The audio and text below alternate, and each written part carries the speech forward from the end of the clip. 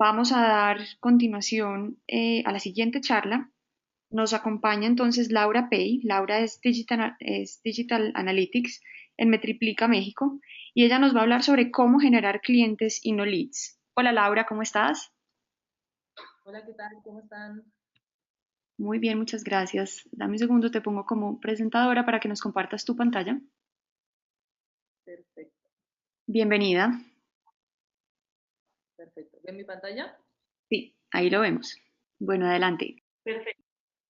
Pues buenos días y buenas tardes a todos. Mi nombre es Laura y vamos a hablar no solo de la parte de prospectos, sino vamos a ir un poco más allá de cómo a partir de información que podemos obtener a través de, ¿no?, de nuestros canales online como offline, podemos obtener leads de mayor calidad y qué podemos hacer para que esto realmente acaben convirtiendo a clientes, ¿no? Un poquito la agenda es una mini introducción que voy a hacer. Posteriormente vamos a hablar de los key points dentro de una estrategia de generación de leads y nos vamos a enfocar directamente a un análisis práctico que para mí es lo que me parece más interesante y donde vamos a extraer mayores conclusiones.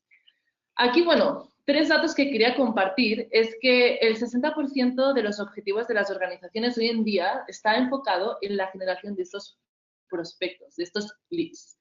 El canal más efectivo es considerado el email marketing siempre y cuando tengamos una buena segmentación.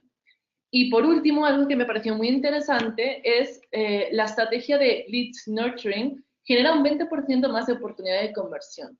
Para quienes no estén muy familiarizados con la estrategia de leads nurturing, lo que significa es cuando un cliente te deja sus datos, pero no acaba convirtiendo al cliente, lo tenemos que ir cuidando. Eso, por ejemplo, pasaría mucho en los e-commerce, donde el usuario quizás se logueó, pero no acabó comprando. Entonces, ¿cómo nosotros cuidamos a este prospecto? Recordándole que tiene un producto en el carrito de compras, recordándole que ese producto esta semana tiene un descuento, etc.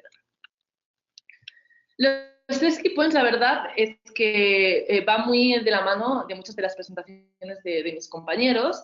Para nosotros sería la parte de la landing page. Creo que hablaron muchísimo acerca de pues, formularios, de canales, etcétera. Aquí me gustaría resaltar, obviamente, los call to action y la sencillez en el caso de que sea una suscripción o un formulario, pues que sea lo más sencillo y claro para el usuario. La parte de canales es muy importante que tengamos una buena estrategia de en qué canales necesitamos de una inversión y qué objetivo de conversión por canal queremos obtener. Y creo que el foco de la presentación va a estar en las herramientas de medición, muy enfocado a las herramientas de analítica digital como un Google Analytics, Adobe Analytics y herramientas complementarias de comportamiento de usuario y A/B testing, ¿no?, que también vamos a hablar un poquito de ellas. Este análisis práctico es de un formulario que consta de 5 acordeones. En ese caso, cada vez que despliegas un acordeón, por ejemplo, datos personales, te aparecen una serie de datos que el usuario tiene que llenar. En ese caso es un ejemplo, van a ver toda una serie de datos, son datos ficticios. Entonces empezamos con este caso. Esta es nuestra landing, ¿no? En ese caso se trata de una landing de una tarjeta de crédito muy enfocado a las personas que viajan, ¿no?, de millas. Y en este caso vamos a hablar del banco Banamex, ¿no? Es importante, en este caso, como les comentaba antes, tener un call to action claro. En segundo lugar, es muy bonito que tengamos, no sé, una landing page muy bien definida, pero si no se puede medir, no sirve de nada. Entonces, aquí, a pesar de que el formulario esté en una misma URL, nosotros vamos a dividir cada uno de los pasos diferente, ¿no?, para tener un embudo lo más completo posible, incluyendo el botón continuar. Y asimismo, el usuario nos está dejando una serie de variables muy valiosas para nuestra segmentación posterior en caso de que el prospecto no convierta a cliente, que deberíamos ir capturando para posteriormente poderlas utilizar, ¿no? En este caso, estaríamos hablando de, podemos capturar la edad del usuario, si tiene o no un crédito, sus ingresos mensuales, niveles de estudios, si es o no cliente, ¿no? Una serie de variables que nos van a poder ayudar a obtener incluso en un futuro leads de mayor calidad. En la parte de canales es muy importante tener en consideración estos tres puntos, ¿no? Se tienen que configurar los canales dentro de las herramientas de analítica digital. Se tienen que configurar los objetivos, no solo pensar en que queremos obtener, no sé, 500 registros configurar, si no, no lo vamos a ver reflejado. Y también etiquetar correctamente los canales. Aquí van a ver una interfaz de Google Analytics. En la parte de configuración de canales, hay la parte de configuración de canales que están por default, o según tipos de negocio, por ejemplo, hay negocios, yo no solo quiero que me aparezca social, sino quiero saber la parte social que viene de orgánico y la parte social en que yo estoy invirtiendo, estoy pagando. Pues también se podría hacer. Configurar los objetivos, como comenté, y no va a servir de nada si configuramos los canales y los objetivos canales que las herramientas los pueden capturar o reconocer por default, y hay otros que debemos etiquetar correctamente, ¿no? Con parámetros, por ejemplo, de los UTMs. Entonces, cuando tenemos ya hemos metido el código y hemos etiquetado todo correctamente, empezaría nuestro análisis. En ese caso, por ejemplo, tenemos una landing.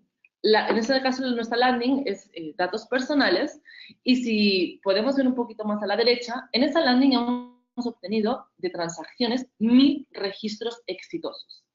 Es muy importante que se comparen, si tienen este mismo registro la semana pasada, el mes pasado, que pueda haber una comparativa, o si no, que pueda haber una comparativa con registros muy similares. Es muy bonito ver el número absoluto, pero siempre recomendamos ver el relativo, ¿no? Ya que siempre va a depender de la captación de usuarios que hayamos podido hacer por cada uno de los formularios, ¿no? O según el tiempo. Una vez sabemos los objetivos, tenemos que ver qué canal nos aportó más registros. En ese caso, invertimos mucho en la parte de paid, ¿no? En este caso. Entonces, como invertimos tanto de pago, es muy importante que nos preguntemos qué tan rentable fue nuestra inversión por campaña. En este caso, estamos hablando de AdWords. Y AdWords, cuando conectas con las herramientas de analítica, en este caso Google Analytics, podemos saber el coste que nos ha llevado, digamos, a traer tantas sesiones. En ese caso estamos hablando de 15.000 pesos mexicanos. Ahora bien, estamos hablando de un registro, ¿no? Una tarjeta de crédito para que nos llamen posteriormente. ¿Cómo puedo saber yo los ingresos que he obtenido, ¿no? ¿Qué tan rentable fue? ¿Cómo puedo monetizar mi registro? Antes de empezar a ver cómo podemos monetizar este registro, es muy importante tener en cuenta que hoy en día uno de los grandes problemas de las empresas es que pueden tener muchos registros, pero no acaban contactando a todos, por falta de personal, por falta de tiempo, etc. Hay un millón de razones. Por lo tanto, aquí vemos que hubo, en verdad, un 60% de conversión real. Es decir, de los 1000 registros que obtuvimos, solo 600 acabaron contactando. En base a esto, ¿no? Ya trabajando sobre estos 600, es muy importante empezar a utilizar información que el cliente nos ha dado. En este caso, es muy importante los ingresos por medio. En una parte del formulario se pregunta acerca de los ingresos de cada prospecto. Entonces, teniendo estos ingresos, yo, aunque esté ganando 30.000 pesos mexicanos, no significa que yo me voy a gastar esa totalidad, ¿no? Si realmente tenemos un fondo de ahorro o ahorramos parte de nuestro... ¿Cómo puedo obtener yo el ingreso promedio que a mí me obtendría por cada uno de esos usuarios? Aquí tendríamos que hacer frente a estudios que puedan realizar, por ejemplo, el banco, pero de manera offline u otros departamentos. No hace falta que sea el online. En este caso, tenemos un estudio donde tenemos los rangos de ingresos y a partir de allí podemos saber el porcentaje que se gastaría con esa tarjeta, obteniendo la comisión, ¿no? Que capacitados para obtener ese ingreso promedio del banco por usuario según el rango en donde caigan, ¿no? Nuestros futuros clientes. De estos 600 prospectos, no todos convirtieron, solo el 5%, 30 usuarios. De estos 30, 50% cayeron en el rango B y 50% en el rango C. Eso lo que nos da es que al final podamos obtener los ingresos reales, ¿no? Que se obtuvo.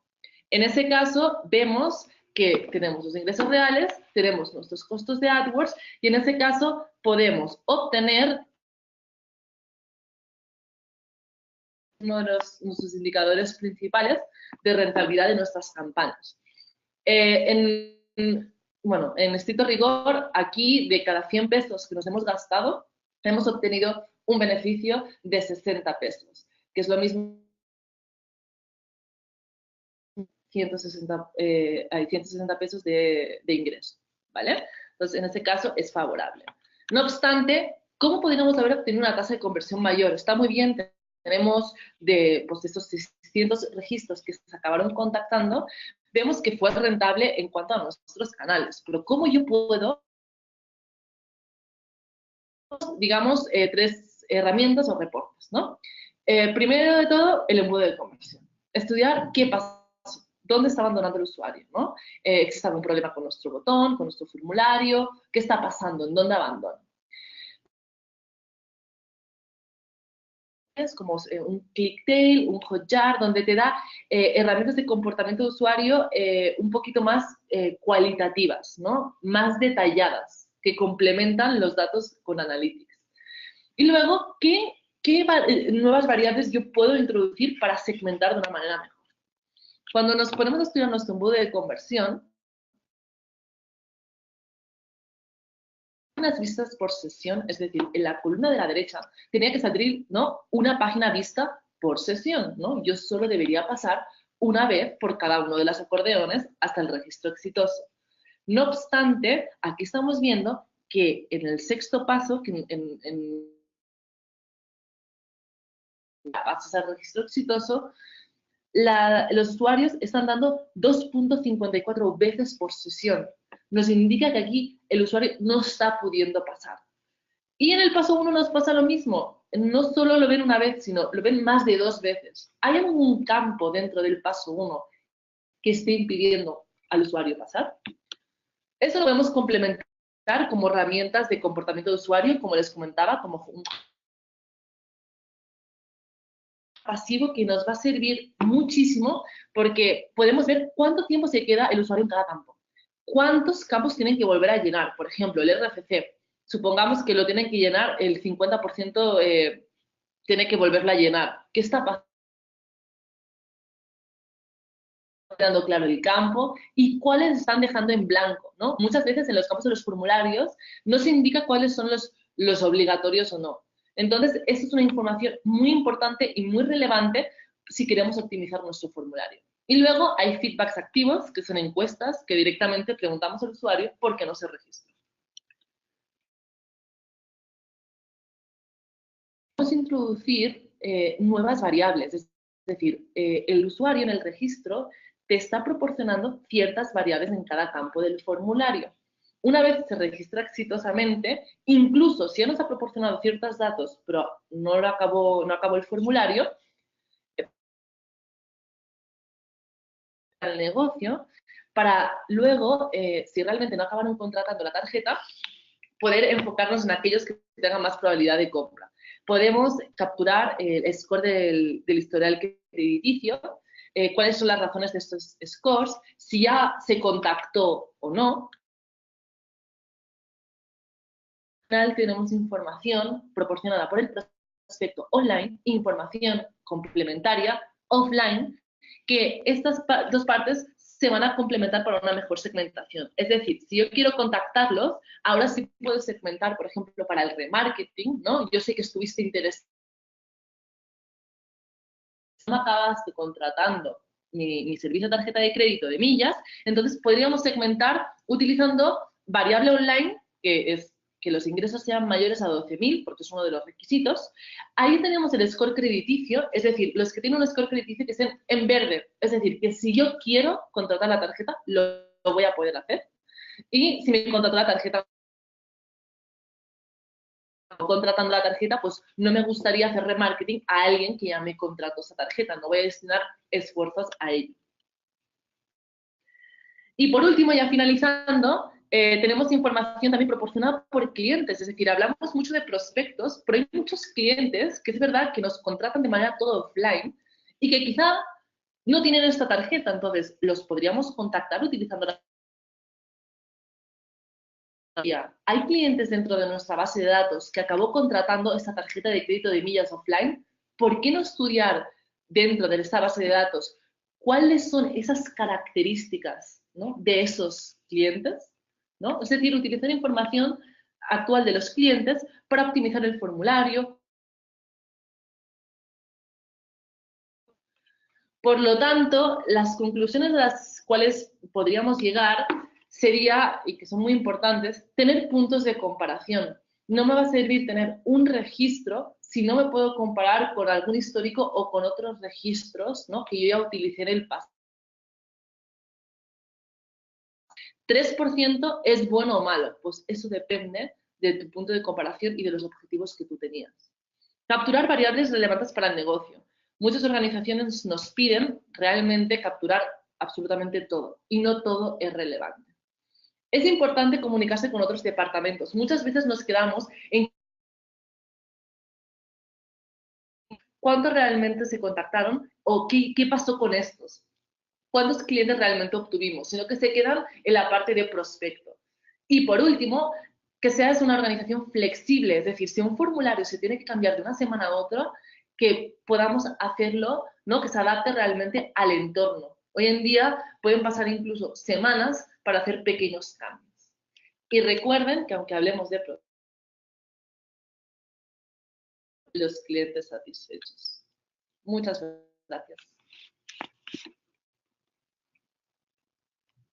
Vale, muchas gracias, Laura. Gracias por compartir con nosotros este espacio.